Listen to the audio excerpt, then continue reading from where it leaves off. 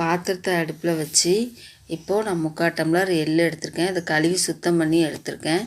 இப்போ அதை நல்லா நம்ம எள் வெடிக்கிற அளவுக்கு வறுத்து எடுத்துக்கலாம். பாருங்கள், நல்லா பொரியுது எள். இப்போது இதை நம்ம ஒரு தட்டுக்கு மாற்றிடலாம்.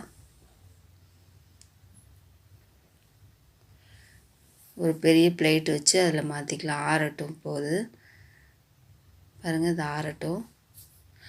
அதே பாத்திரத்தில் கொஞ்சம் ஆயில் சேர்த்துக்கலாம். அதே டம்ளரில் 1 டம்ளர் கடலைப்பருப்பு எடுத்திருக்கேன்.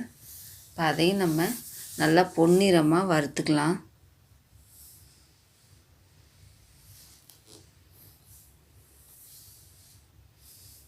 நல்லா கருப்பு நிறமாக ஆகாமல் நல்லா பொன்னிறமாக வறுத்துக்கலாம். அடுப்பை வந்து சிம்மிலே போட்டுக்கலாம்.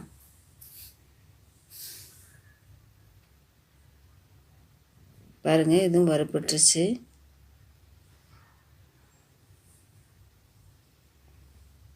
அதே டம்ளருக்கு 1 டம்ளர் கருப்பு உளுந்து. வெள்ளை உளுந்தை விட கருப்பு உளுந்து ரொம்ப டேஸ்ட்டாக இருக்கும். பாருங்கள், இந்த 1 டம்ளருக்கு எல்லாமே அளவு போட்டு எடுத்துருக்கேன்.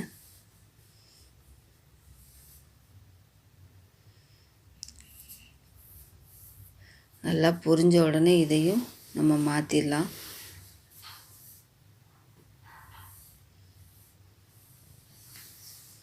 இப்போ அதே பாத்திரத்தில் ஒரு 1/2 டம்ளர் துவரம்பருப்பு, இதையும் நம்ம வறுத்துக்கலாம்.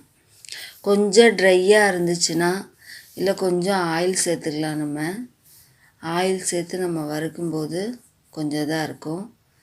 பாருங்கள், கொஞ்சம் ஆயில் சேர்த்துக்கலாம்.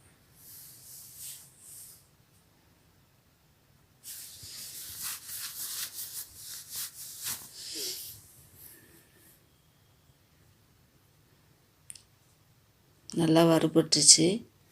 இப்போ இதையுமே நம்ம மாற்றிக்கலாம்.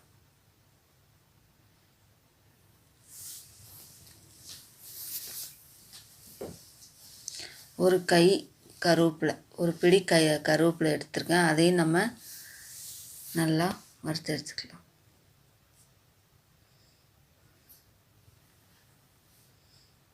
கருவேப்பிலை நிறைய சேர்க்கலாங்க, உடம்புக்கு ரொம்ப நல்லது. கருவேப்பிலை நிறைய சேர்த்துக்கலாம்.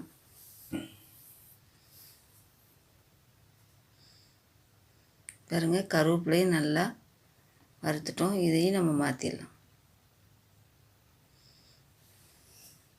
இந்த இட்லி பொடி வந்து ரொம்ப டேஸ்ட்டாக இருக்கும். இப்போ கொஞ்சம் ஆயில் சேர்த்துட்டு பூண்டு, நல்லா பூண்டு ஒரு பூண்டு எடுத்திருக்கேன்.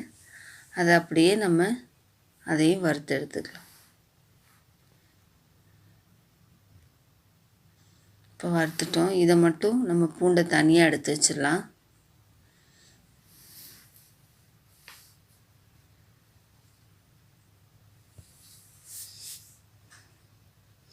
கொஞ்சம் கல் உப்பு, மிளகாய் வறுக்க போகிறோம்.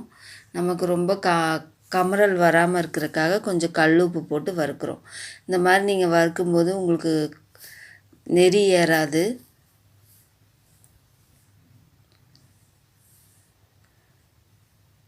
இதையும் நல்லா 25 மிளகா சேர்த்துருக்கேன்னா உங்கள் காரத்துக்கு சேர்த்த மாதிரி சேர்த்துக்கோங்க. இட்லி பொடி எப்போவுமே கொஞ்சம் காரமாக இருந்தால் தான் கொஞ்சம் நாளாகும்போது கரெக்டாக இருக்கும். நம்ம கொஞ்சம் கம்மியாக உரப்பு அரைச்சோம்னா ஒரு 2 வாரத்துலேயே உரப்பு ரொம்ப கம்மியாயிரும். அதனால் நான் 25 மிளகா சேர்த்துருக்கேன். இப்போ இது எல்லாமே சேர்த்து ஒரு 2 தடவை நம்ம பரட்டி எடுத்துக்கலாம். அப்படியே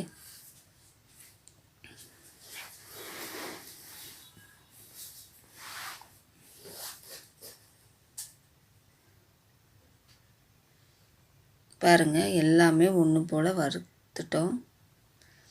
இப்போ மிக்ஸி ஜாரில் அரைக்கும் போது முதல்ல மிளகாவை சேர்த்துக்கலாங்க. மிளகாவை தான் நம்ம ஃபஸ்ட்டு போடணும். மிளகாய் போட்டு நம்ம அதுக்கு மேலே கொஞ்சம் பருப்பு போட்டுடலாம்.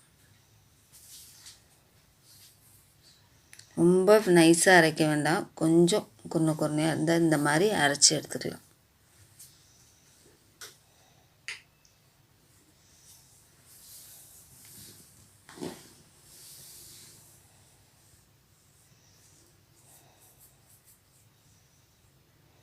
இப்போது மீதி இருக்கிறதையும் நம்ம சேர்த்து அரைச்சிக்கலாம்.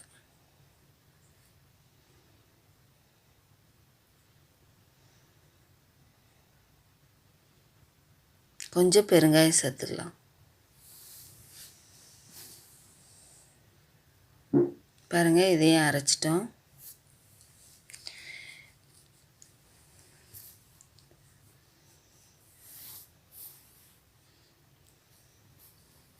இப்போ இதில் கொஞ்சம் நம்ம அரைச்சதை எடுத்து பூண்டு முதல்ல போட்டு நம்ம அரைச்சிட்டோம்னா பூண்டு ரொம்ப நைஸாக அரைஞ்சிரும். பூண்டு ரொம்ப நைஸாக அரையக்கூடாது. நம்ம இதில் போட்டு கடைசியாக அரைக்கும்போது அதில் உள்ள அந்த சின்ன சின்ன இதெல்லாம் நல்லா பொடி சாப்பிடும்போது ரொம்ப டேஸ்ட்டாக இருக்கும். அந்த மணம் அப்படியே இருக்கும். நம்ம முதல்ல அரைச்சிட்டோம்னா அந்த பூண்டோட மணம் போயிடும். நம்ம கடைசியாக ஒரு சுற்றி எடுத்துக்கலாம். இங்கே பாருங்கள், சுற்றி எடுத்தாச்சு. இப்போ இதோடு சேர்த்து அந்த வெள்ளைப்பூடு தோல் பாருங்கள், அங்கங்கே அந்த தோல் தெரியுது பாருங்கள். அது நல்லா சூப்பராக இருக்கும் அந்த டேஸ்ட்டு.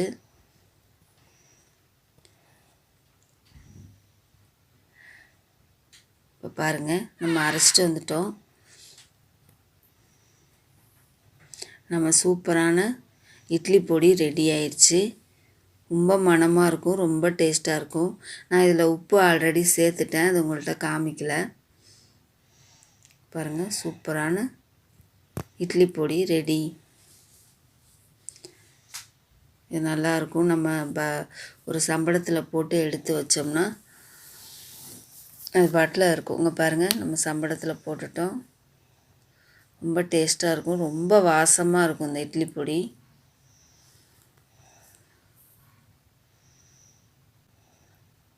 பாருங்கள், இப்போ இட்லி பொடி வச்சு நம்ம இட்லி சாப்பிட்லாம்.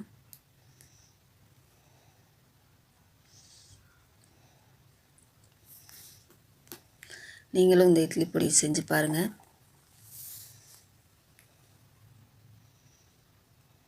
எண்ணெய் கொஞ்சம் ஊற்றிக்கலாம்.